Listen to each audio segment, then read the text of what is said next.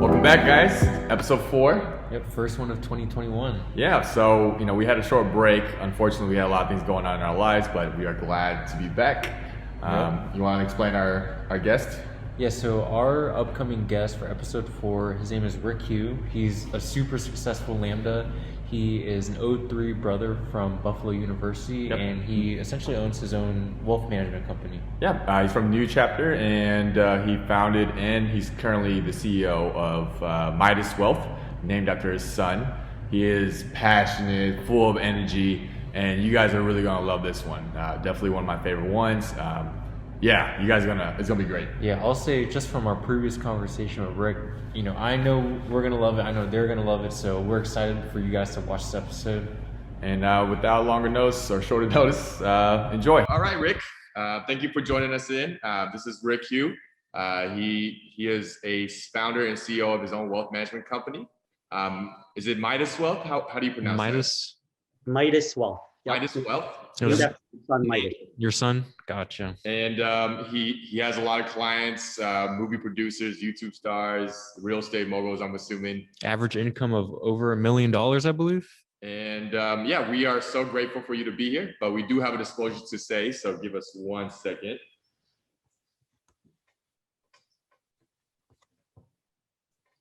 So the opinions expressed in the video are for general informational purposes only and are not intended to provide specific advice or recommendations for any individual or any specific security or investment product. The information shared from Rick are solely his own and not the opinions of any organization that Rick represents or are associated with. All right. So Rick, how are you doing? Doing great. How are you guys doing? Not too bad. Yeah, can't complain. It's really cold in Dallas right now. They got the cold front coming in Texas, so I'm sure Rick from Buffalo, New York is probably freezing up there. You guys don't know what code is. You guys don't know what code is. We were pledged in upstate New York. So yeah. Oh, Cold for you guys is sunny and warm for us. Yeah. I can only imagine. It's like 40, 50 degrees here. We're already complaining. Yeah. Well, so I guess we usually start off with, if you want to tell us about your life, Introduction, who you are, and how you became who you are today. Sure. So I'll start by maybe sharing with everyone who I am today, and then I'll start from the beginning, like the prequel, and then kind of come back. So my name is Rick Hugh. I'm a wealth management advisor, founder and CEO of MIDAS Wealth. I'm also an international speaker, business coach, and soon to be writing our first book. I've been in financial planning for 14 plus years now, 7 of which those 14 years, I was a managing director of a Fortune 500 company. I was appointed at 25 years old, the youngest in the company. And within 5 years, I built our office to be #1 in the country. None of these accolades matter, in my humble opinion. What matters most is my roots, my beginning, because I think we are all unique in our own individual ways. So I like to share with everyone that's watching this, maybe you guys can relate, maybe not. My parents came to America in the 1970s from China, communist China. In the 1980s, they had me, their first and only son. I'm an only child. Growing up, my parents wanted me to be a doctor, lawyer, engineer, or an accountant. Those are the only 4 occupations that were available to them. And I don't know how many brothers are watching this or viewers, but if your parents said the same thing, maybe all our parents got together in one room and said the same thing. All the ages said, hey, doctor, lawyer, engineer, and accountant, right? Unfortunately, I disappointed my parents greatly because I'm really not fit to be a doctor. I'm a bit of a germaphobe, so blood is not going to really work out for me. As an attorney, I don't want to memorize case studies, books, and all those other court cases. But I was always really good at math, really great at math. When I went to school in Buffalo, so I'm a Lambda, Buffalo Lambda, Fall 3, New Chapter. My nickname is Ripley. But when I went to Buffalo, as I was declaring my major, I realized I was always passionate about business. And then I got into finance because I was good at math. I love solving problems, and I love statistical risk and calculated risk. So when I graduated from school, I remember asking fellow alumni or other friends of mine that were also finance, what is the best industry to get into when you graduate finance? During that time, in 2007, it was banking, right? Being an investment banker, being a trader. So I interviewed in 2007 for mostly iBanking, trading roles. And in my last interview, although I had a few offers, my last interview by faith was to interview for a wealth management company. So I met the managing director at that time, and he asked me a question in my third interview. He said, Rick, what kind of industries are you interviewing for? I said, mostly banking, to be a trader and such. And he said, do you know what's the difference between an investment banker and a financial advisor or wealth manager? And I said, no, what is the difference? He said, the differences and the similarities are investment bankers help big corporations, big banks make lots of money. Wealth managers help people make lots of money. If you had the opportunity to help either one, which one do you believe you'd be more passionate about? And that struck me. I thought really hard and I said, I would like to help people. And then during that interview, he said something that really, really dawned upon me. He said, did you know the Asian community is probably the smallest community in America? Unfortunately, wealth management, financial planning, financial literacy is not taught to your community. Do you think you have what it takes? And I said, I do. As you guys all know, we all cross our chapters. We all went through the process and we said, we want to make a difference to Asian Americans, to others' lives. But how can we do this after school? So I went back to my parents and I told my parents, I'm going to give up banking. I'm going to give up all this and I'm going to go into wealth management. My father was still upset that I wasn't a doctor or lawyer, right? And he's in real estate development. But ultimately, I went into this path. And at 21 years old, as I got into wealth management, financial planning, I remember going to training, working really hard. And after I came out of training, I'm an introvert. I'm an only child. My friends were probably imaginary friends, right? So I remember my first 6 months, I had a mentor. To me, he was 30 years old, really successful. He drove an Acura TL. I'll never forget. He was making $100,000 a year. I said, mentor, I want to be like you. I want to be successful. I want to help my community. And he said to me something that was simple, but different. He said, Rick, in wealth management, financial planning, most of us just cold call, right? I'm sure you guys heard of this. He said, all you got to do is pick up white page, yellow page, pink page, whatever color page. Now, both of you are too young to know what those are. You guys probably like, what is that, right? You guys go on LinkedIn. But he said, just cold calls. So I remember I was making 200-300 cold calls every single day. And in the first 6 months, I acquired 4 clients.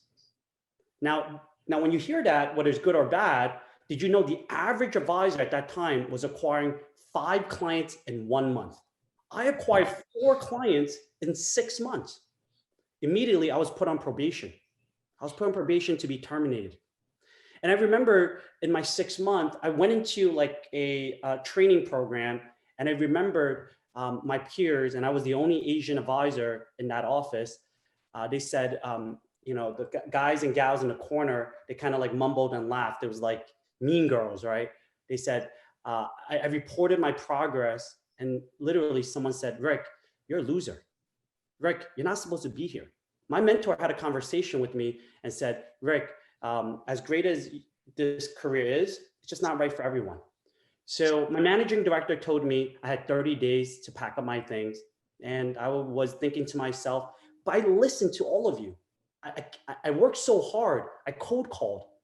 But then within that 30 days, as I was put in a position to be terminated, it was either fight or flight. It was either listen to everyone, listen to my parents, and let them control my future, or fight, work harder than everyone else. I came in the office the earliest. I stayed the latest, but I realized something was different. I was never meant to follow the footsteps of my mentor because I'm unique, just like both of you gentlemen are unique. So what I said was, if I had 30 days and I knew that I can't be in financial planning anymore, I'm going to control who I want to help. I'm going to. So I actually went to my parents and I said, Dad, Mom, do you guys have a retirement plan? And you know what? They did not. And so I spent about an hour and a half, 2 hours teaching about tax strategies, teaching about IRAs, teaching about 401ks, teaching about everything that you may have heard of. And they were so inspired and impressed. And I helped them. Now, you guys may or may not know this because you guys are, I asked you earlier, you guys, I believe, are both single, not married, and don't have kids. You see, when we're young, in our teens, in our 20s, we probably are proud of the material things we have in life. But once you get to a certain point in life, your mind changes and you are proud of your children. So after my parents understood and learned all this, they, without me asking, said, hey, son, maybe you should help my friends, people that I know, business relationships that we have. So they introduced me to people they knew. And then after learning all this stuff and helping so many people, and they were actually passionate and thankful, I started helping my friends, people I cared about. So the first 6 months, I acquired 4 clients. In that 30 days, I acquired 10 clients. And I got put off probation. I survived. Well, the first 6 months, I acquired 4 clients. The last 6 months, I acquired 40 clients. And I went from out of 50 advisors recruited that year, and I was probably like number 49, number 50, I became number 2 in our organization. Now, the second year, I was number 1 in my peer group. The third year, I became the youngest managing director in the company at 25 years old. And I did not forget my purpose and my mission. My purpose and my mission was always not about Rick Hugh, but it was about a greater cause. It was helping the Asian community. So at 25 years old, when they appointed me as managing director, they said, Rick, if you could build your group, you could build an office, where would you like to build it? So I said, I want to build it in Chinatown, Manhattan, New York City. So I had a team of 5. And I was 25 years old, and I was like the oldest person in my group, which is crazy, right? You guys are probably older than that. And I didn't even know what signing a lease meant. I remember my first week after signing the lease, I said, who's going to clean the bathroom? Rick Hugh cleaned it. All right. I was the managing director. The bathroom had a clogged situation. I cleaned it, right? Because I had 5 advisors. But I was fortunate at 25 years old, working really, really hard. I didn't know how to sign the lease. I did not know what the future looked like, but I knew my purpose, my passion will get me to the destination I wanted to. So from 2011 to 2016, those 5 years, we recruited hundreds of advisors, and we became the number 1 office in our peer group in the country. And then I truly believe this, everything happens for a reason. In 2016, when we were the number 1 office in the country and I was one of the top advisors in the country, what's special is I was on stage recognized as an Asian advisor representing a Fortune 500 company, which is not really common. My mentee, my students that I coach was also on stage, right? So think about that. An analogy I would use is Phil Jackson may have won a championship as a player. What's special is if you can win a championship as a coach, his legacy lives on. So in 2016, top office in the country, 2016, I married my wife. I was on top of the world. And then when you go too fast, too hard, and you're not meant to be, life stops you and reminds you where you are. In 2017, when my wife was 6 months pregnant, I coughed blood at work. I had an ulcer, all right? I had an ulcer. So at that point, I stopped, I paused, and I realized I came to a crossroad. Am I going to continue my career path like I was destined to be? My vision, my passion, listen to my parents, work hard, and provide? Or am I going to choose my wife, my unborn son, and my family? It took me a week. No scotch. My head has to be level-headed, but a lot of coffee and espresso. And I made a decision. I'm not in my 20s anymore. I don't want to take over the world. I was in my 30s. And I just want to be a father, a husband. I just want to show my son the ways that my parents never showed me. So I retired as a managing director at 31, 32 after building the number 1 office in the country. And I lost 70% of my income, 70% of my income with a 6 months pregnant wife, right? So I sold all my equity and I thought to myself, maybe I will change my career passion something less stressful. Maybe I'll go to real estate development like father, right? But I realized, hey, I can do this myself. So in 2018, after retiring in 2017, I created MIDAS Wealth. MIDAS Wealth is named after my son, Midas. Every single day I wake up, I go to work, I see my son's name. And that reminds me of why I'm here. And in 2018, as we built our group, 2 years later, we've been incorporated for about 3 years. I'm blessed to say everything happens for a reason. MIDAS Wealth is right now in the top 1% of financial planning in the world. Last year, we were nominated by Shook and Forbes as one of the best in-state advisors in New York State for our category, which is really, really special. So this is my life, gentlemen. Ask me anything you guys want. Yeah, where do we start? Man. I was questioned the guy that interviewed you, right, when you were 20, after college, was he Asian or was he? His last name is a Davidoff. Okay, gotcha. Definitely not Asian. Ethnic background, but his last name was a Davidoff. And so he was just aware. Was he trying to fill in the diversity quota when he was mentioning? Essentially. I don't know, right? We would never know unless we're him. Yeah. But I think D&I, right? Today, diversity and inclusion is very important for many corporations. Some corporation just has a checkbox. They want to check it off for whatever reasons, publicity, but many corporations have the right intentions. I was the only Asian advisor in his group, and he probably I was hoping he saw potential in me, even though I'm an introvert, even though I'm shy and quiet, but I truly believe he had good intentions, because the truth is, he was in the industry for 30 plus years. He's impacted his community, and he just felt that our community needs the same opportunity. Mm-hmm. So that's why he probably suggested I should join. Interesting. And I guess this for some of our listeners, right? They're like undergrads. Wealth management is now one of the most famous job title out there. Would you kind of help explain what you do on a day-to-day, and what is a wealth management company? Sure. So wealth management, finance is probably one of the most broad majors in business, in my opinion, right? You can work at a bank, you could be an investment banker, you could be a trader, you could be a stockbroker, you could work in a corporate structure. There's so many things. Wealth management is simply, we help our clients. So we primarily at MIDAS Wealth work with high net worth, ultra high net worth, teaching them concepts behind savings, investments, retirement planning, and creative ways of minimizing taxes. So essentially, in my process, all I want to hear and understand is your goals, your concerns, what's most important in your life. We seek to understand, we listen, and then we come up with strategies and solutions to help you achieve what's most important. So I'll give you a great example. I met a client recently who was 45 years old, said, hey, Rick, my number one goal is to retire. After doing the analysis, asking them numbers, I told them, what age would you like to retire at 60 years old? How much? 10,000 a month after taxes? Well, based on math, based on science, and if you believe in both of them and our program, you are not on track to retire. And they were shocked. Did you know most Americans, most people don't know what the end goal is? So I would say wealth management, financial planning is ultimately working with someone to give you a perspective, a professional viewpoint that has experience to get you to where you need to be, right? If you go to your listeners, your viewers, or even your chapter, your family and friends, and you ask them a simple question, how many of you want one day to retire? Raise your hand. I would assume everyone one day want to retire.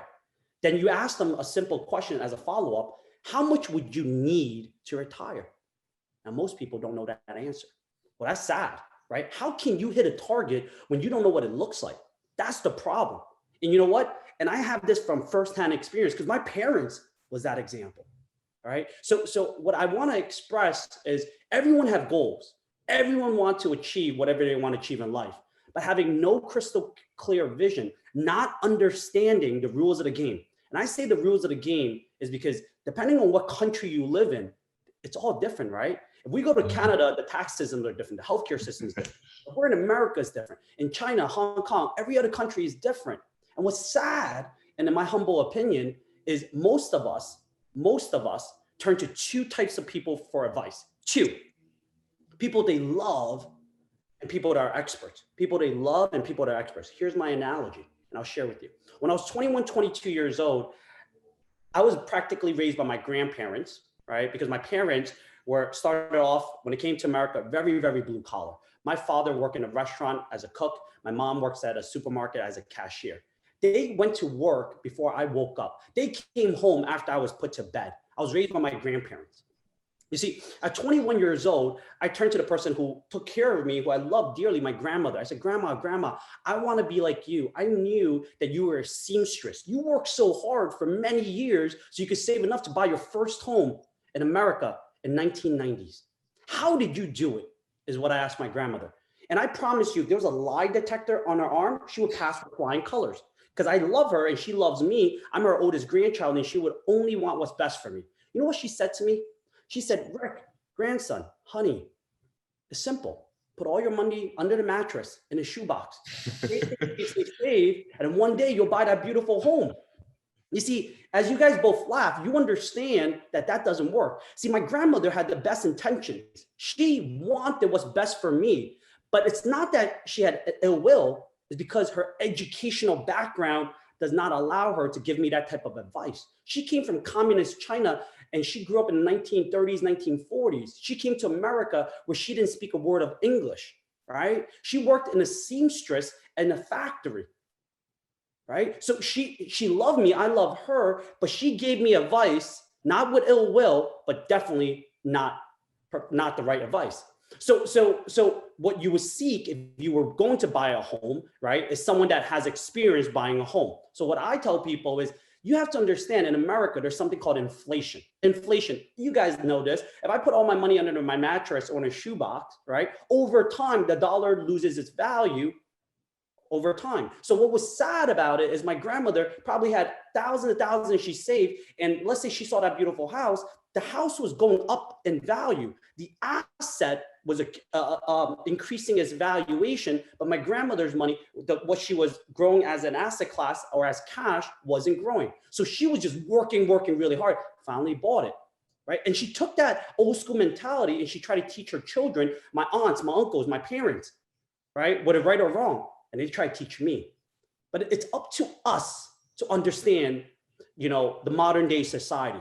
In America, you need to understand your tax laws, your legal laws, and your financial strategies, right? It's like the rules of the game, right? I cannot use what my grandmother learned in China, communist China, and use it in America because it just doesn't work.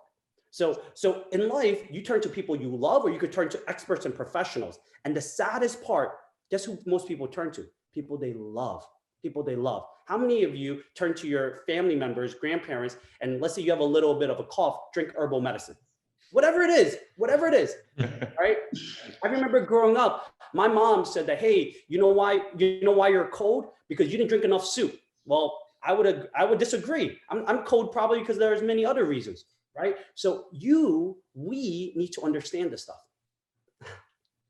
Yeah. I know there are some bros who are in wealth management, and I also, maybe there are people who want to be in wealth management. What advice would you give them? Always do the right thing. Always do the right thing. Being a great wealth management advisor. Now, in every field, this is my humble opinion, there are what we call amateurs, professionals, and superstars. Mm-hmm. Amateur, professionals, and superstars. Now, what's sad is there's a lot of amateurs that think they're professionals, but speak like they're superstars. Right? There's a lot of people delusional. They're all on YouTube. And then in today's society, whether good nor bad, with social media, everyone's a keyboard warrior. Everyone likes to go to forum. One of the things I learned in 2020, everyone goes to these forums for advice. Like I just moved to New Jersey, Bergen County. So what's interesting is I'm in a parent group and I'm in a Bergen County group. And like I'm in this parenthood group and I never, ever give public advice on a forum, right? It's like being a president giving advice about bleach and COVID, right? But then as I read this, there are parents asking a parenthood group, hey, should I put money in my 401k? Yes or no, and how much? Are you kidding me? Wow. Because why? They trust that group. Even though they trust them, they don't understand if it's the right advice. So back to people that are in wealth management or want to be a wealth advisor, Okay, so there's amateurs, professionals, and there's superstars. Now, every one of them talk the same. It's up to you to decipher who's real and who's not. It's almost like if you guys came to New York City and I take you guys out for pizza, right? I can, number one, let's just, for example, I could give you frozen pizza, right? I would use that analogy as amateurs, right? I could give you, and no disrespect, and this is the best way I can use this analogy. What if I give you guys Chicago deep dish? That's like a professional. Chicago deep dish is pretty delicious. But then if I give you New York style slice, man, forget about it. You guys are gonna know what the superstars are. I'll take artichoke. Artichoke pizza is amazing. Artichoke pizza is good. I will probably, in my humble opinion, there's at least 5 other places better than artichoke. You fell into the tourist trap. It's like my non-Asian friends saying, "Hey, General Tso chicken is the best Chinese food ever." I'm like, well, good for you, right? But so for wealth management advisor or people aspiring to be good advisors, I learned early on, don't listen to people that you're not supposed to listen to. You have to be able to cut what's honest, truth, and BS, especially in these social media forums. We're fortunate to work with over 1,000 families. We're fortunate to work with Hollywood movie producers, work with chief medical officers of hospitals to speak at these major places. Fortune 500 executives is simply one thing. Before I meet a client, I think who they are. I try to understand them. So Jimmy, David, you tell me everything that you want to aspire to achieve, and I just want to try my best in that hour to be you. Know who you are, understand you, and be you. If I can understand who you are, understand your philosophy, your risk tolerance, your risk capacity, and your goals and objectives, and have the absolute best interest, like a lie detector in my arm, pass with flying colors, right? With being unapologetic, telling you the truth, right? What's interesting is I meet clients all the time, and I would tell them straight to the face. They're like, "Hey, I want to retire 50. No, you're not. 10 advisors. I spoke to 10 advisors. They all said that I'm going to retire at 50, at 60. You know why? Those are salesmen. They're going to tell you anything you want to hear so that you work with them. I don't need to tell you the truth. They're like, well, I don't need to tell you something that pleases you. And they're like, well, why not? It's because I work with over 1,000 plus clients.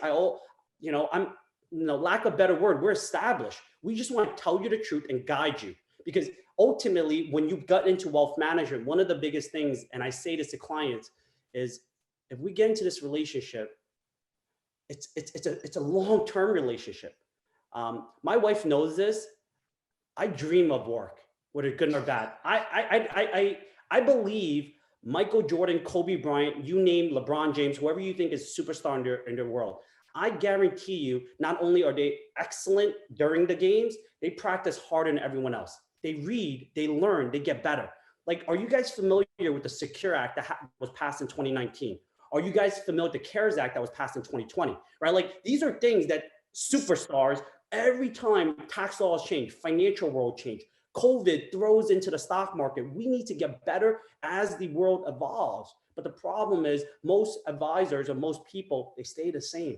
They're not getting better. They're not reading more books. They're not learning. They're not evolving for their clients, right? So I think Michael Jordan, Kobe Bryant, LeBron James, as they were playing the game, they were great on the court. They were great in practice, but they also dream of the sport. So like my wife knows this, whether good or bad, there's only 2 things I dream about, unfortunately or fortunately, on an average basis. I only dream about my family, and I only dream about work. And I dream about work, it's not because I'm obsessed or not obsessed, is because I have over 1,000 families I made a promise to and I committed to them. And I'm always thinking about making sure it's being accomplished. And I think what you just said applies for any client-based industry, right? Having, good intentions and being honest, and also listening to what their goals are. I think even for ourselves with like investing in real estate, whenever we get investors, it's also important to know the risk tolerance between everybody and where they are financially. So that's pretty interesting that you mentioned, to know their goals and then to have good intentions, because I feel like that applies for not just wealth management, just any service-based industry. So great, thanks for sharing. Yeah. And I guess the follow-up I have another question ahead. You say you're an introvert, but you don't sound like an introvert at all. I was thinking that too, actually.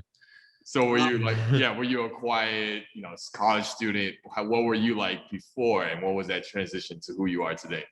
So if you ask any of the new chapter brothers that I was with during active time, I did not party. I really didn't drink.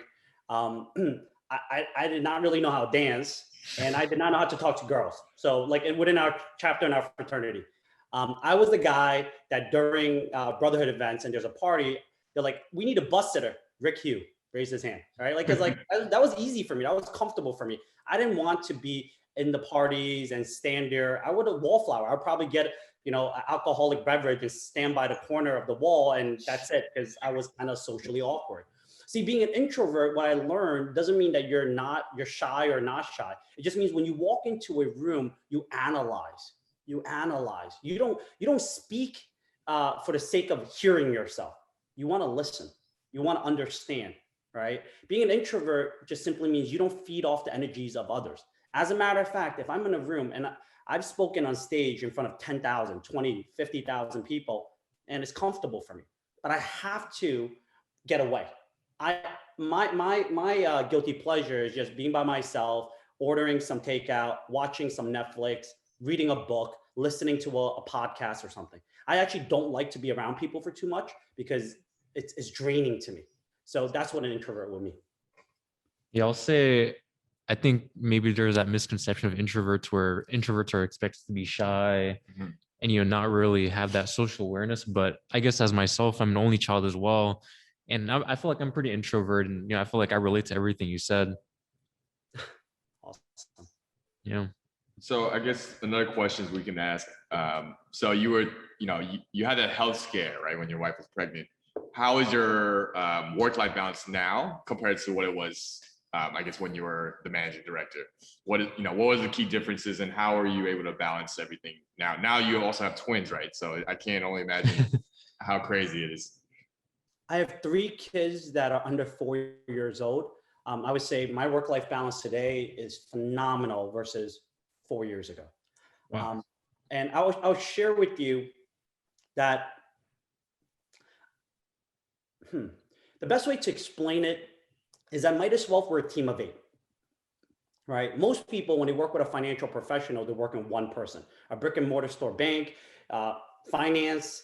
You work with that person. If that person goes out to lunch, no one's watching your account. That person retires, you have to work with someone else. I thought about this many, many, many years ago. And I said, well, if I'm working with Jimmy and David, I don't want your financial plans, your goals in life to live and die with Rick Hugh. Yeah. Especially when COVID happened last year, 2020. I know at least a dozen people that passed away. 3 of our clients passed away, right? And my great uncle passed away. So I realized instead of always wanting what you never have, is actually appreciating what you have. So I would say this to you: if I got hit by a bus in the next 5 minutes, hopefully not, because I'm in a suburban area, right? Right? MIDAS Wealth will live on. My clients, my 1,000+ clients, will be fine because there's going to be other professionals taking care of them. But no one else can be the father to my 3 children. No one else can be the spouse to my wife the way I want to love her. So I'm in the process of writing a book. And what's really important, and not sure the book title yet, one of the chapters is relating as a minority in America, whether good or bad. I truly believe this wholeheartedly. And my parents and I talked about this. My parents worked so hard to provide for us because Asian culture, at least in my family, was always taught work hard, study, advance in your career, and provide, right? That's sad and that's wrong because my father and my mother never taught me empathy, never taught me love, never taught me work-life balance, and it made me imbalanced, right? And I read books like the Book of Joy. The Dalai Lama, Desmond Tutu, said, in order for you to achieve happiness, you must achieve suffering. And trust me, I suffered enough, right? I married my wife. I was on top of the world, and I just coughed blood. And to go into details, my wife wanted to have a divorce.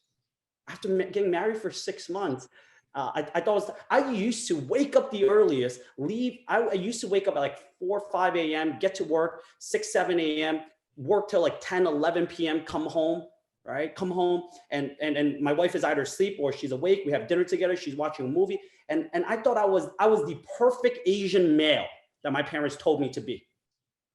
I remember when my wife was 5, 6 months pregnant, she said, honey, and she was kind of, she wasn't able to walk around as much, mobile. She says, honey, I missed you. You know what I did? I bought my wife a dog. So she had company in my apartment. And I'll go straight back to work. So when I coughed blood and she said to me, she says, crying, concerned about my health, she says, I want to have a divorce. It woke me up. I said, what do you mean you want to have a divorce? I am the perfect male Asian role model that my parents told me to be.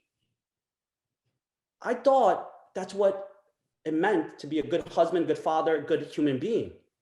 But you know what was sad? What my wife wanted that my parents told me she wanted, I never asked her. So I asked her, what do you want? She just says, I don't care if we live in Manhattan high rise. I don't care if we have this. I don't care if I have the financial independence to stay at home for the rest of my life. I just care about you. I just want to be married to a husband that's there for our children. So I retired. I gave up my career aspiration because my career aspirations, I quickly realized wasn't even that important because my career aspirations was tied to my family aspiration. So what's interesting is I spoke to my parents about this. And I asked them, Dad, Mom, and I truly believe this, my parents unconsciously set me up to fail in life. And they would agree if you spoke to them today, because they took everything they learned from China and try to apply it today. And isn't it true, if agree or disagree with me, how many of you experience this? Asian parents tell us to work hard, study, learn everything. And if you think about this, wouldn't your parents, at least I want my kids to one day be smarter than me, right? Wouldn't you guys want your kids to be smarter than you, right? My parents only had a high school education. But once we become smarter than our parents, guess what the saddest part is? They still tell us what to do. Isn't that true? Like even today, well, not today anymore, but after I got married or even in the past, my parents used to tell me what to do when I had a higher education than them because they felt that they were more wise in life, which is not true. They were more wise based on their background. So what I'm trying to say is work-life balance. I failed work-life balance because I listened to my parents. I failed because I was about to get divorced. I failed. I was about to lose everything I wanted in life, my happiness. And I say this in my book is truly, I think in life, it doesn't matter how much money we have. It doesn't matter what our titles are. It doesn't matter what materialistic things that you think is important. You know what matters most? Happiness, love, right? I think in life, there's balance. You have too much of your career aspiration money and you lose other things, right? It's all about balance. So I last year during COVID, and I'll say this to you, the reason why I'm able to be the type of advisor I am, because the truth is, during one of my previous interviews, I said this, Jimmy, David, if Rick Hugh already retired, financially, I could retire yesterday. Why do I care if you work with me or not? Why do I care if I say something to you and offend you or not, right? There's no vested financial interest if I could already retire yesterday, because I have no monetary needs that can, like the truth is, we could have 100,000 clients, and the truth is, I don't want that because it'll kill me because we can't support that right now, right? But then the point is, to be a great advisor, to be a great human being, you can't aspire to always want. My father is in his 60s. He has 12 real estate properties. He's worth X. But you know what? He still doesn't take a day off. He still doesn't go on vacation. He's still grinding. He's one of the most successful real estate developers in the Asian community in Brooklyn. And then what's really sad is like, Dad, Saturday, I was like, Dad, Saturday night, hey, you want to come over and have dinner with your grandchildren? He's like, no, I got to go to a client meeting.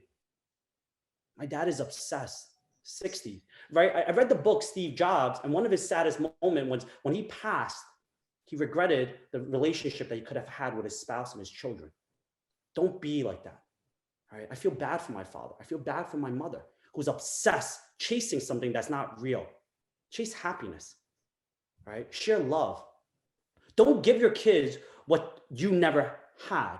Instead, teach them what you never knew and support them. So my work-life balance is incredible. I told my wife this last year in COVID, right?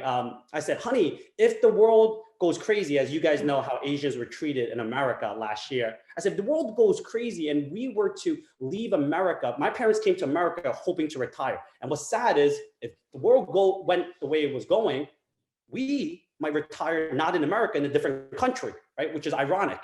I asked my wife, if there's any country that you could retire to in the world that's either, world power, third world country, is there a country you want to that is just not focused on monetary wants? She said, and we've never been there, Vietnam. Because my brother-in-law said Vietnam is one of the favorite places in the world. I've never even been there. But my wife says, yeah, I would love to retire in Vietnam. People there are happy. The environment, the society is great. And I told my associate to do research. Did you know if you went to Vietnam with $1,000 a month, $1,000 a month, US dollar, you'll live like king and queens. You'll have almost a lot of the things that you always wanted in America. Now, $1,000 a month is $12,000 a year, okay? And I like to do math problems in my head. I'm the type of guy that I'm like eating breakfast, cereal, oatmeal, and my wife is like, I can tell you're thinking. What are you thinking? I'm thinking about that Sudoku problem as I'm eating breakfast. So when my associate said, all you need is $12,000 a year or $1,000 a month to retire in Vietnam, I took $300,000. I said 12,000. And if you guys know the rule of 4% rule, and you guys could Google what that means. In the last 100 years, drawing 4% from an account should allow you to live off of it 30, 40 years without running out of money based on fixed income rates and interest rates. But I said, well, if I had 300,000 net worth liquid, and I was able to draw 4% from it, that's $12,000 a year. That's $1,000 a month. Technically, my wife and I can retire in Vietnam yesterday. There's no monetary things that we need that we can't survive. Because the truth is, there's a difference between what we want in life and what we need in life. What we need is just home, shelter, food, and warmth, and our family and our loved ones. So sorry for the long-winded answer, but that's my belief of work-life balance. No, that was great. No worries. Yeah, that's awesome. Much insight. You guys worry about that? Yeah, so I think we'll take a quick little intermission. Just let everyone take a quick breather. We're gonna recharge our batteries, make sure everything's set up straight, and we'll take a. Yeah, we're gonna see if we have any questions on Facebook and get ready for that as well. Cool. Sounds good, guys. Yeah. Before we go to the questions, a word from our sponsor. If you guys are ever in Dallas, Texas, come check out Boba Republic. We brew the tea right there. We have fresh milk tea. We also got smoothies and slushies and coffee drinks. We're for the community and by the community. But you want to tell us more about your book? How did that come to fruition? Why are you making a book? And how's that going for you? Mm-hmm. The reason why I thought of publishing a book is 2020 was the hardest year of my life, hands down. I know everyone experienced COVID in a different way. And unfortunately, I know some people had it even worse than us. Like my best friend's mother passed away. And I couldn't even beat it for him, which broke my heart. So when 2020 happened, it's like, how I should say it is either you're going to be the same or you're going to be different. You're going to be the same or different. So like, I'll give you a great example. Pre-COVID, 95% of my meetings were in person, 5% were virtual and phone. After COVID, 99% of my meetings were virtual and phone. 1% was in person. And that's only to our clients that were over 60 years old that did not know how to use Zoom and technology. And we just want to accommodate them. But during that period, nothing mattered more. So I'll give you an example. We had a nanny that was helping us with our kids, and she had a family member that was not feeling too well. Thankfully, it wasn't COVID related, but she wasn't able to help us. So my wife was with 3 kids. I, on average, had 10 client meetings a day virtually. Outside my office door, it was World War III, practically. and then it was like so hard. Life was so hard. So I came to realization, like, the people that I knew, or the people that we all knew that passed away last year or for any reason, if they knew the day they passed away, if they knew that they were going to pass away that day, would they have felt they fulfilled their life mission? And I thought about that, and I think many of them, most of them would say no. So one of my bucket lists, and I started doing like a little bucket list, I want to write a book. I want to write a book because I truly believe, not that I'm special or not special, is because my life lessons can really help others, right? Like I from afar, people may have looked at it in a certain way, but 6 months after getting married, your wife is pregnant, she wants to divorce you. But I was the bastard that tried to give her a dog because she was lonely, because I thought going out there working hard was what she wanted, right? So I want to write a book about my life lessons of how I coughed blood, how I thought I was like what I aspired to be my parents' child. And I want to teach people financial literacy. Because if you think about this, if you think about society, and this book is catered to everyone, but it's really for minorities to understand this. You know, as current situations stand, last year, December, 900 billion was passed in the stimulus package. Right now, there's a proposal of 1.9 trillion being passed. I think they just passed it yesterday. They passed it yesterday. Yeah. So when there's so much money being passed, Yeah. many people don't understand the consequences. They just read it and like, okay, but here's the consequences. And I'll use an analogy.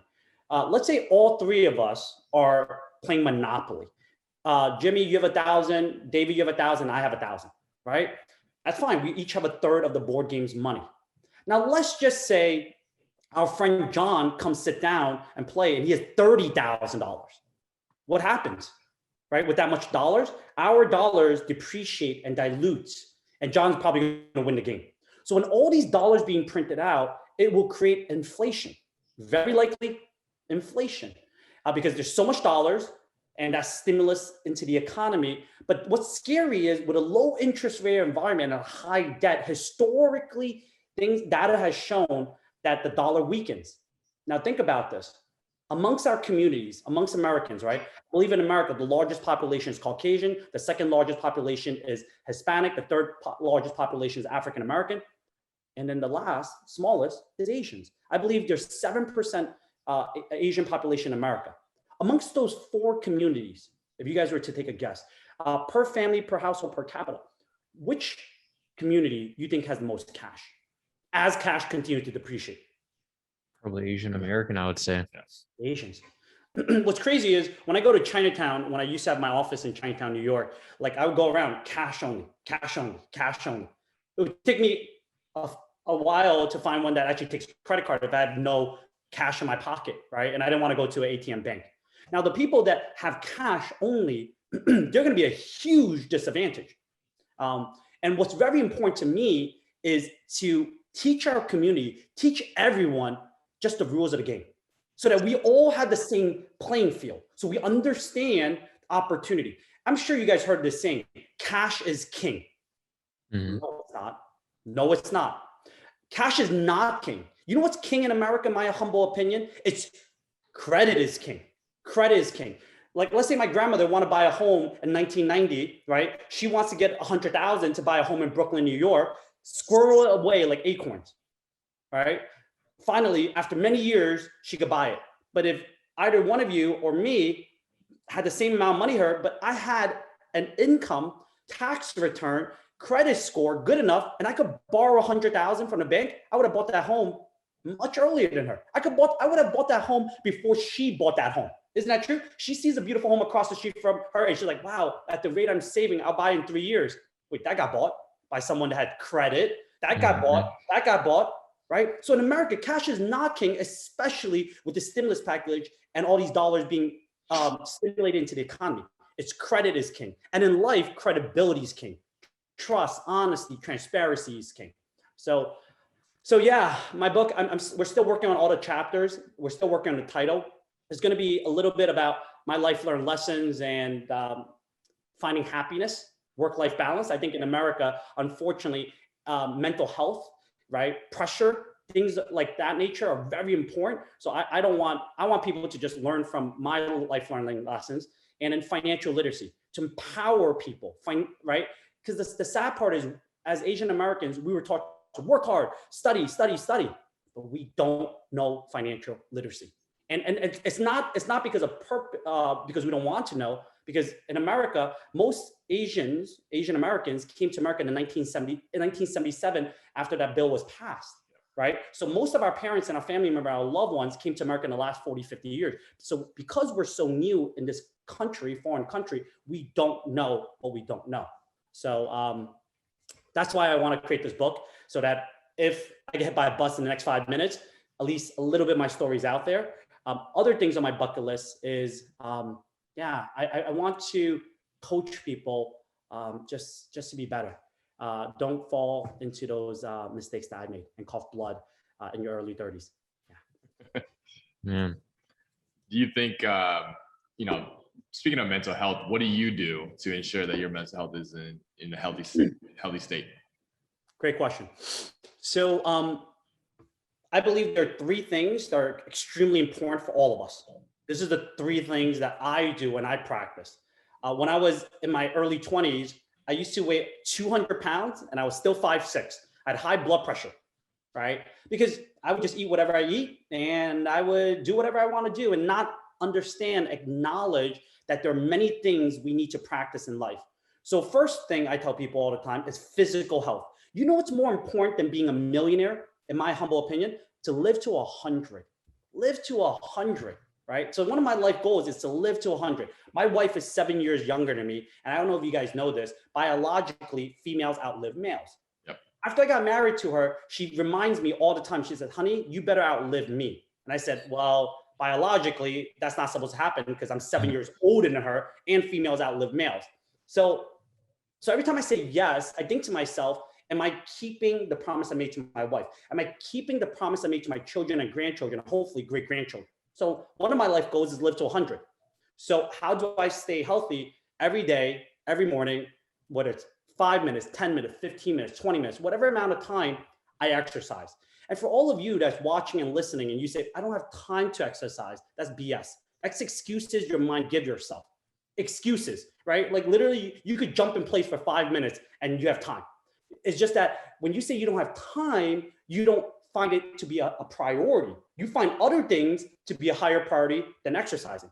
So physical health is really important. We need to exercise because we need to feed our body with healthy food, not preservatives, not all these terrible ingredients. My wife reminds me, hey, before you pick up something, let me read the ingredients because she expects me to outlive her. Number one. And as difficult as my 3 kids are, I don't know if I want to outlive her. half truth, half joke. So physical health is really important, right? Have a goal to live to 100 plus, right? And beat mortality range. Number 2 is intellectual health. Intellectual health means reading books, right? A lot of people are like watching movies, watching TV, all those things. But did you know the average CEO reads hundreds of books a year? The average person maybe read 1 or 2, right? Why is someone a CEO and why is an average person working for the CEO? Because they're reading so little books. They're not intellectually getting more advanced, right? See, where we were 10 years ago should not be where we are today. Where we are today should not be where we are in the future. The average person doing all these different research, the average person changes once every 7 years. The average successful person changes once every 3 years. So like David, maybe 7 years ago or 3 years ago, your hairstyle was different. You may not have grown that mustache. You may not have liked this type of food, like spicy food or sweet food, right? I used to like junk food. I don't like it anymore, right? So intellectually, we must grow. And what I do, as much time as I have with 3 kids, is I try to pick up a book, or there's an app called Blinkist. I read about this many months ago. And literally you could listen to audiobooks. So I try my best to listen to 1, 2, up to 4 audiobooks a day. So let's just say on the low end, I listen to 1 audiobook, which is like 15 minutes. I could do a bike ride or do a jog and listen to it. 1 book a day, right? That's 300 books a year that we can listen. So intellectually, we gotta get smarter as human beings because the world is evolving as we know it, right? And then finally is mental health. So did you guys know, I think it was like National Science Institute did a study that the average person has 7 negative thoughts every minute. 7 negative thoughts every minute. So when you wake up, you're like, oh, woke up on the wrong side of bed. You're tired. It's cold out there. Like my coffee is not tasting the way it tastes. There's traffic. The average person has 7 negative thoughts a minute. That's 400 thoughts an hour. In a day, on average, that's over 10,000 negative thoughts a day. You need to start talking to yourself. So whether it's weird or not weird, very successful CEOs or entrepreneurs or people that are out there, what I found to be a common trait is they meditate. So I used to think like meditation, like, what does that mean? Is it just closing the eyes? Are they falling asleep? No, meditation is understanding your environment. There's many reasons why people meditate. So I did not know this, but when I run on a treadmill, and I try to run every week, I actually, so my sister-in-law, she's an athlete at Princeton. She used to go to Princeton University, star soccer player. And then she sees me running on a treadmill and she's like, I noticed you're moving your lips. And then she's like, what are you doing? I don't listen to music when I run. When I bike, I don't listen to anything. I don't, because I want my mind to be quiet and peaceful. She's like, what are you doing? And then I tell her, I'm counting numbers. Maybe because I'm in finance. But I said to myself, when I'm on a treadmill, if I want to run 5K, I have to get to this certain number. If I want to run a 10K on a treadmill, I have to get to a certain number. So I actually count numbers. And she said, did you know, and she told me this, she's like, did you know a lot of athletes meditate or do the same thing? You're just meditating in a different way because you're counting numbers to find peace. I was like, I did not know that. So what I do as a daily habit, and everyone should as well, is I brush my teeth, right? We all brush our teeth. I brush it twice a day. But so I have a toothbrush, electronic toothbrush, Philips, right? And did you know that every 2 minutes, the toothbrush shuts off? Toothbrush shuts off. So what I do is I brush my teeth in those 2 minutes. And, there's a lot of books you read. And one of the books called Think and Grow Rich is about, and not that it's monetary value, it's just improving your self-thought and belief. Because when we read a book, there are takeaways, right? Some people take away this, some people take. What I learned is actually looking at yourself, telling yourself positive thoughts to overcome your self-defeated thinking. So when I brush my teeth in those 2 minutes, as I'm brushing, I look at myself in the mirror, because we have a mirror in front of me, and I'm just starting my day thinking of positive thoughts. I'm blessed because I have a loving wife. I'm blessed because I have 3 healthy kids. I'm blessed because I have family and friends. I'm blessed for so many reasons, my clients, everything. So I'm saying those positive thoughts, but what's interesting is I actually brush my teeth for 4 minutes every time I brush. Because after the toothbrush shuts off, I'm like, oh, I'm not done being thankful to myself. I'm not done having positive thoughts because I need at least 4 minutes. So I just, when it shuts off, I turn it back on again and I say it again or say other thoughts. So physical health is very important. Intellectual health is very important, and mental health. And so for the listeners on Spotify later in our podcast, Rick is not 200 pounds anymore. He's it looks very athletic, very slim. He looks younger. He looks like Jimmy's age and younger than me, and very fit. So just I can't imagine you over 200 pounds. Yeah, I know. I was thinking that too. But yeah, in terms of Blinkist, how is that going? Is it, I've looked into it because you hear that a lot in podcast advertisement and also a lot of YouTube advertisement. I think they spend a lot of money on their ads. Has it worked well for you? Do you see value in it? Obviously you do. Yeah. I think everyone, if they're trying to aspire to be smarter intellectually, some people, like my coworkers, like to read a physical book. So do I. But if you don't have time to read a book, let's say reading a book takes me a month, depending on the size of the book, right? You should have 0 excuses to listen to an audiobook, right? So it really depends on a person. Some people like reading paper book, right? Ebook. I personally, because of the amount of time I have, I don't sleep much because all my responsibility, work-life balance. I just like to listen to audiobook. And it doesn't have to be Blinkist. It could be any other app or program. Audible. Yeah, any audiobook that's out there. I think Apple has a version. There's many different audiobooks. Now, Blinkist is, for those that don't know, it's an app, right? Yeah, it's an app where they summarize the key takeaways of each book for 15, in 10 to 15 minutes, correct? Yeah. And it's a subscription based. So you pay once a month and you get access to all these books. So it's been something that I've been meaning to try. So I might try it. So great. Yeah, it's almost like you guys told me earlier, you guys are huge Houston basketball fans, right? I'll give you an example. Like I don't have time to, I love sports, but I don't have time to sit watching 2 hours of a sport game. So what do? In the morning when I'm on the treadmill or whatever, I might turn on Sports Center and I'll get the highlights so that when I hang out with you, Jimmy and David, and you guys like, hey, did you see that Houston Rockets game with James Harden? Right? I'd be like, yeah, he scored X amount of points, as if I watched 2 hours like you, but no, I only spent 5 minutes. I saw that highlight, right? Top 10.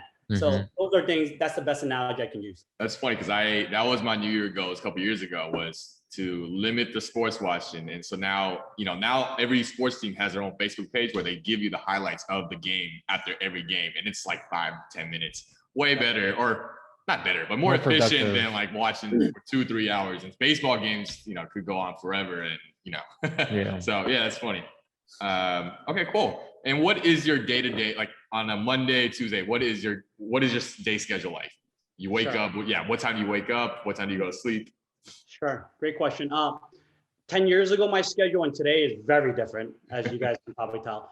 But on average, I normally wake up around, and I don't want to be that person that says, wake up at 5 a.m., 4 a.m., 3 a.m. Because, I believe what time you go to bed, what time you wake up, just find out your body physically, what amount of sleep would you have the most best physical, mental, emotional health, right?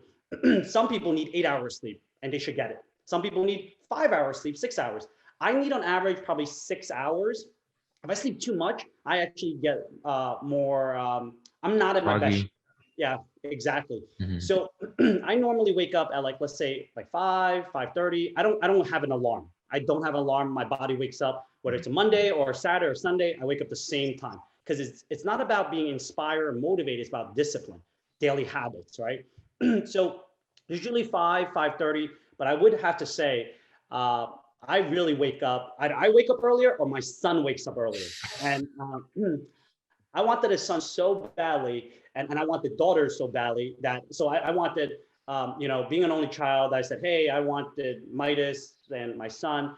And I think whoever higher being you believe in, blessed me with the most energetic son out there. When he wakes up, he would do a wrestling move if I don't wake up before him on my throat. He would do a leg drop on my throat. So I always try to wake up, because once I hear those little footsteps running, boom, my body wakes up because I'm gonna get assaulted, right? So I wake up either 5:30 or whenever my son wakes up, if he wakes up earlier than me. And then my daughters, they show so much love and empathy. Not to go through that question because that's not your question, but so I usually wake up at 5:30. And then from 5:30, what I do is from 5:30, my son wakes up around 5:30 every day. My wife and I prepare breakfast for him and my twin daughters. Our twin daughters wake up around 6:30. They're a little younger. They need a little bit more sleep. But so from 5 to 7 a.m., my wife and I are cooking breakfast, having breakfast with our kids, playing with them. At 7 o'clock, so we have a live-in nanny, Monday through Friday. At 7 o'clock, our live-in nanny wakes up. So at 7 o'clock, she tags in and takes care of our kids. So that's exactly my moment. I run and go on my Peloton bike, my treadmill, or I go outside and do a workout. I usually work out from 7 to 7:30, depending on the day. But when you have 3 kids under 4, your day never goes according to plan. But like 7 to 7:30, come back, shower, get my day ready, coffee, everything by 8. And then, normally when I would then usually go to Manhattan, where my office is in Wall Street, across the street from the New York Stock Exchange.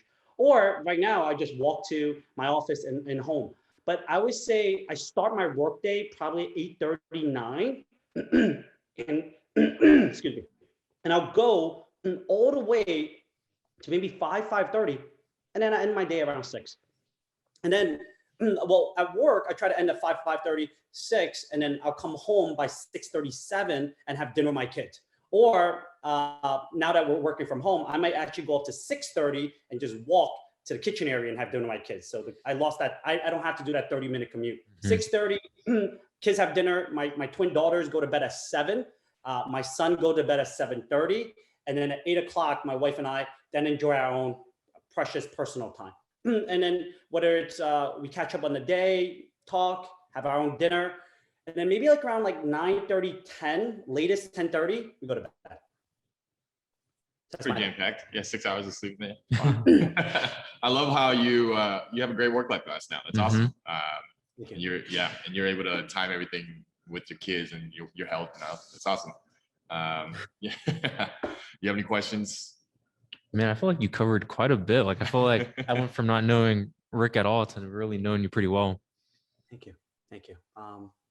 I'm honored to be on your show, and I'm honored because one of the reasons why we connected, and I'm honored to speak here, is it doesn't matter where I am today. Before even being a father and a husband, before being founder and CEO of our wealth management company, just like you two, I was a Lambda. I was a Lambda at 18 years old. The reason why I want to do this is because I want to inspire our generation. I want to inspire our generation, right? If I could do this, any one of your viewers can. I promise any one of our viewers can. So the fraternity has given a lot to me when I was 18, 19 years old. Every one of us joined the fraternity for any reasons. It taught me a lot of discipline. It taught me a lot of things that I probably did not have until I went to college, right? Personal responsibility.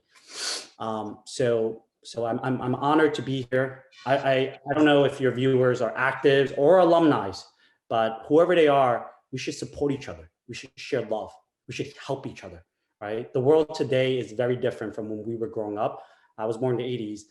There's too much negativity. Like you turn on the news, you turn on the radio station, you turn on social media, and there's so much negativity. Why can't we be positive, right? Be blessed. So, So I'm thankful that you guys know about me. I know I spoke to you guys pre this recording and interview about you, but I just hope our actives and our alumni can continue to be safe, healthy, well, and to do well. And also, as we're doing this recording, I've done many interviews in the past. One thing I would offer is please comment, please share feedback if they have any. Actually, we're going to go in Q&A, I think, right now, right? Yeah. So please comment, please share feedback. The reason why I say this is we just want to really help each other, right? Because if Lambda Phi Epsilon is truly a brotherhood, it's not for just 4 years of undergrad or for certain chapters, 8 years of undergrad, hopefully not that long, right? But it really should be a much longer time. Some of my closest friends, some of the closest people in my life are brothers, right? So how can we have more than just those 4 years in college? Yeah. How can we, like there are brothers that I still have such close relationship with. I see their kids, they see our kids, and I'm hopeful our kids can grow up together and our grandkids can know each other. That's truly, I think, what our founding fathers aspired this fraternity, this family to be. So please comment, please share feedback.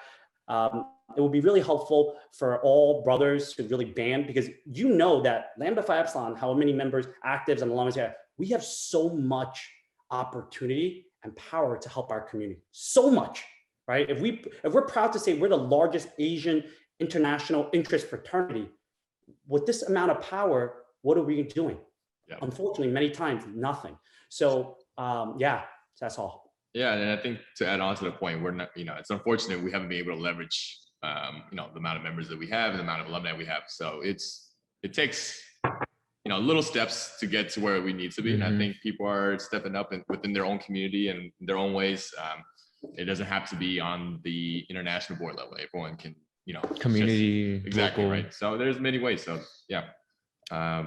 And last question before we go to the Q&A, what are your goals now? What are your end goals? Are you planning on retiring anytime soon? What is your vision? Yeah.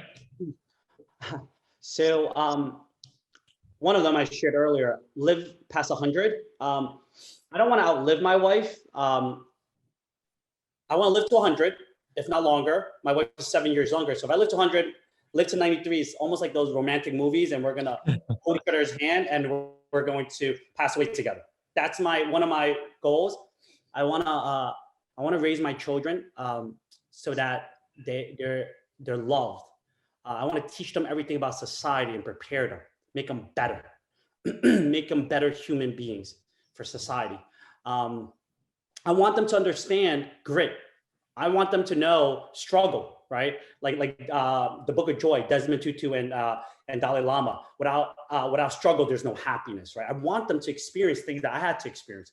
Growing up, my parents forgot, because they were working so hard, they forgot to put food in the fridge. They forgot to have food. I was like third grade. I went into the fridge. There was a loaf of bread. There was a packet of cheese in those plastic wrap. And I used to think that was like good cheese. My wife told me otherwise. I literally took a piece of bread, slap up a packet of like, probably not even real cheese, and squeeze some ketchup and put it in a microwave. And I closed my eyes and I dreamt it was pizza.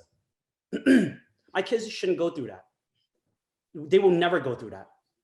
All right, so so my life goals, hopefully be around as long as I could possibly live, and within my control, provide for my family, share them happiness.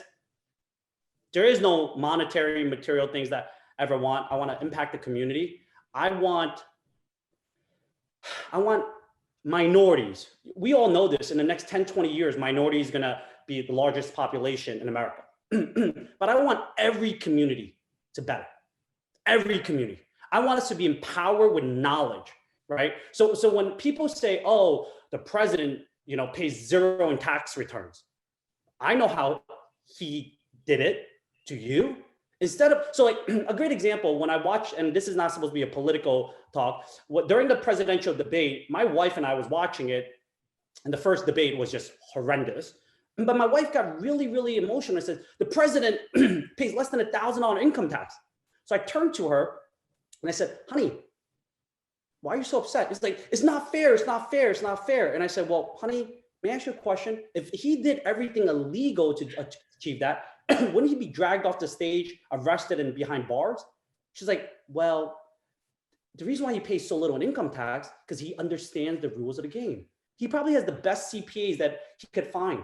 He probably has the best attorneys that he can hire and find. And he probably has the best wealth managers that he can hire and find, that educated him to understand the rules of the game, stay within the lines, and do what he did. Why are you upset, or why are you feeling this type of emotion when you're not empowering yourself to do it, right? I know how he did it, but so I explained that, and then let's just say that night, I probably didn't sleep in my bedroom, I slept on the couch. Don't ever do what I just did, because sometimes when you talk logic and there's a lot of emotions flaring, it may or may not be best. So number 2 is empower financial literacy, educate. Just whether it's like my background expertise in finance, or just my background expertise being an only child from a traditional family. And my parents came to America. I'm the first and only child to be born. So I'm right there in 1985. And then I have like a lot of younger cousins that were born here. So I'm kind of like old school, because I was raised by my aunts, uncles, and grandparents, but I'm also new school. So I understand exactly, Jimmy and David, what you're thinking. I also understand how the 40, 50, 60, 70, 80 years are thinking. My oldest client is 98 years old. My youngest client is the grandchild of one of my clients that's 19 years old. The reason why I'm able to relate with both of them, because I know exactly how they think, what they think, what are their struggles. So empower. And hopefully live a life of purpose and happiness. Great. Well, I'll say real quick before we start our Q&A, Rick and his associates have provided a form for us. So to our listeners, whether it's Facebook, Spotify, we'll post it on our Instagram and also on the Facebook event page if you want to be connected with Rick and just know more about Rick and his group. yeah. And was there anything you want to add about that form, Rick? No, just once again, as we're writing our book, we get inspired by talking to others, right? So if there's any comments, any feedback, anything, I don't normally do what we're doing now in a social forum, especially like Facebook Live, YouTube, because there are people with good intentions, and there's a lot of people, I'm too old to know what that means, but trolls. Any feedback is good feedback. I personally take it that way, because if we can all be better human beings, that's all. But if you guys want to stay connected, especially brothers, I had my team create a email list just to stay connected as we're writing our book. If you want to get updates, or maybe just share some comments that will help me learn more, because we can all better and improve ourselves. That's my philosophy, right? So always, whether you're number 1 or not number 1, always think like you're number 2.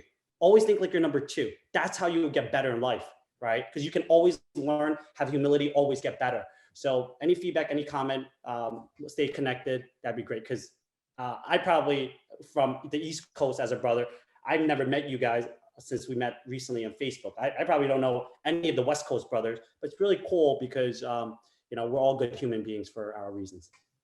Great. That was good. All right, we're gonna switch to the Facebook page. So if you guys have any questions, please ask. Yeah, so we have a couple questions. So Andy Wynn from UT Arlington says, thanks for coming on the pod. Love your story. What advice would you give to mid 20-year-olds that are trying to balance out career aspirations versus happiness and mental health? There was a book or an article that Jack Ma spoke about. I think if I could go back to my 20s, which I can't, right? Time is precious. Time is the only commodity that no matter how wealthy you are, you can't buy, right? You could prolong time, right? By having good food, good vitamins, good medicine. You can't buy time. I can't go back 10 years ago and change the things I did. So what I would encourage, you said Andy, right? Yeah. Yeah, I can't see these questions, but I would tell Andy, in your 20s to 30s, learn as much as you possibly can. Try new things. Find out what is your passion. Find out what drives you and make you happy. 20s to 30s. That's all I always say. And then when you get to the 30s, hopefully those first 10 years, and actually I say in the 20s to 30s, it doesn't matter, in my opinion, what company you work for. I know in society is like, this company has a brand, this company. It's actually in 20s to 30s, as Jack Ma said, find a good mentor, a good role model, a good leader, a good manager, and learn from them. Learn from them. Just learn as much as you can, right? We pay tuition to go to school to learn, but 20s to 30s is actually applying our learning in college in real life. You're not done learning. That's my belief. So 20s to 30, learn as much as you can, figure out who you are, what you believe in, what you love. And in 30s to 40s, by the time you already understand what is your passion, what you love, then go all in. Go all in, right? Then when you get to, right, but work-life balance, all in, and you have to figure that out, right? I personally believe we don't work to make money. We do not work to make money. You're like, Rick, what are you talking about? Did COVID get to your head? No, I believe we exchange our time for money. We exchange our time for money, right? Because the truth is, Jimmy, David, when you guys go to your job, you're there from X amount of time to X amount of time. So as soon as you're done with your time, your employer will give you financial compensation. So you just exchange time for money, right? So what I would say from 30s to 40s, then after you figure yourself out, try it. But I would, for any brothers or business owners, for anyone that that are at different stage of life, learn how to use money to exchange time. What I mean by that is like, great example, like I have a landscaper. Like I'm not gonna sit like stand there and I actually would like destroy my lawn or grass, right? Like I wouldn't mow my lawn for 2 hours. The landscaper is an expert, it's a professional, and he's amazing, right? And I'll pay him for it. But imagine I just stood there for 2 hours and mowing my lawn. That's horrendous, because those 2 hours, I can actually use it for other things, like spending time with my wife and kids, which to me is priceless, right? Or I can go build my company, help my team, coach someone, whatever the case may be. So once you get to the 40s and 50s, you must invest in others. Invest in others, right? The problem with people, in my humble opinion, in life, do you want to be average, above average, or below average? Most people want to be above average. If you do the same thing as everyone else, you're just average. Now, the most successful people in this world, they know how to delegate. They know how to delegate. So hire good people to do the things you're not good at, or the things that is not worth your time. So 40s to 50s, and then 50s to 60s, 60s to 70s. At that point, you should just think about your legacy. Working with many clients that are in the 50s, 60s, 70s, you know what they're thinking about? Their legacy. That's chapter that they want to be remembered for. I truly believe that we don't know what life will look like after we leave this world, right? Unfortunately, death is inevitable, right? So some people are afraid of it, some people are not. But I think what we're afraid of, most normal human beings, and I read this in a book, is people are afraid to be forgotten, afraid to be forgotten. So think about your legacy as well. Don't chase what others tell you to chase. find out what you're passionate about and what drives you and what makes you happy. Great. Very well said. Yeah. And Brian Van from DePaul asks, 3 kids under the age of 4. Is there anything the fraternity taught you that has helped making the parenting any easier? Has there anything been the fraternity tied to? Yeah. Is there anything that the fraternity taught you that has helped make the parenting any better? That's a hard question. The easy, simple one is probably no. My fraternity experience was a little bit more, since we're all brothers here, hardcore. New chapter, Godfather of East Coast, one of the coldest areas of New York State. No, I don't use anything I learned in the fraternity to my kids, but like personal responsibility, prior planning prevents piss poor performance, social responsibility, doing the right thing. What else? Like love. I don't like there are things I've learned in my fraternity life, like hardcore. What is hardcore? Right? Like that's like what is a lot of money? It's all personal. It's like your own objective, right? I just want my kids to be happy. Like I actually talk to my kids, like my 3.5-year-old son, he's very verbal. He was like, Baba, no. Like he actually slammed the door on me, right? But my girls, they're not really verbal yet, but I talk to them. I listen to them. I understand them.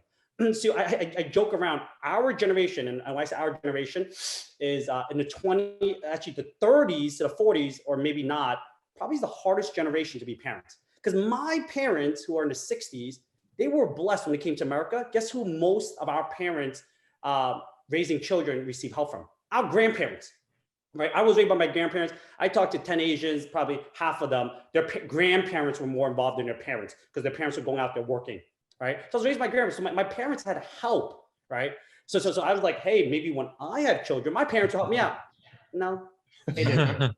Right? So that's why I have a nanny. Right. And then when my parents were raising me, I'm not going to go into details. They were really hardcore. They were really disciplined. Like every Asian family, you guys know what these feather dusters are, right? You guys know what that means, or may not know what it means, right? So I was like, all right, one day when I become a parent, the ties will change. I will have the power my parents have. Actually, no. Today's society, so I would never talk back to my parents growing up.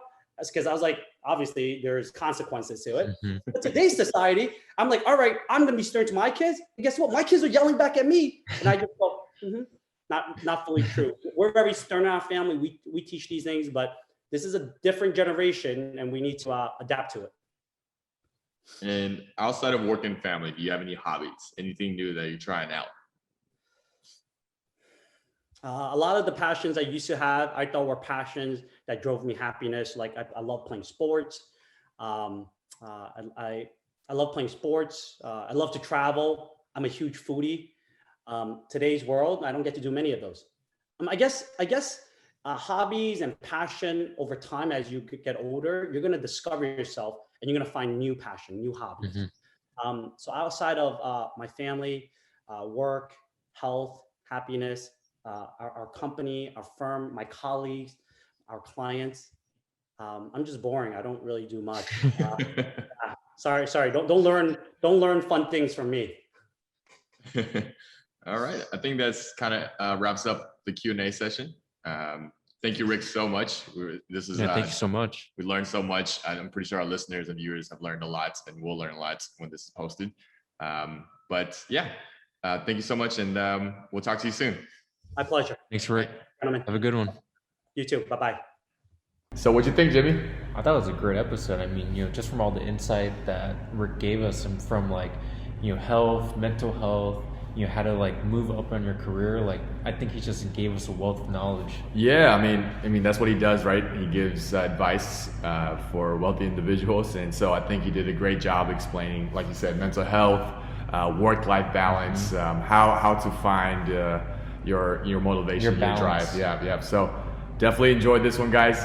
Again, if you guys know anyone that would be a great guest for this for the show, or maybe even if you are, feel free to message us on Instagram or Facebook. We're really looking forward to it. We're having a great time, and let us know, how are we doing, right? What do you guys think of the The show? feedback is appreciated. Yeah, and everyone who's already told us what they thought, whether it's brutally honest or one night, we loved it. So bring it on. Agreed. All right, thank you guys. Take care.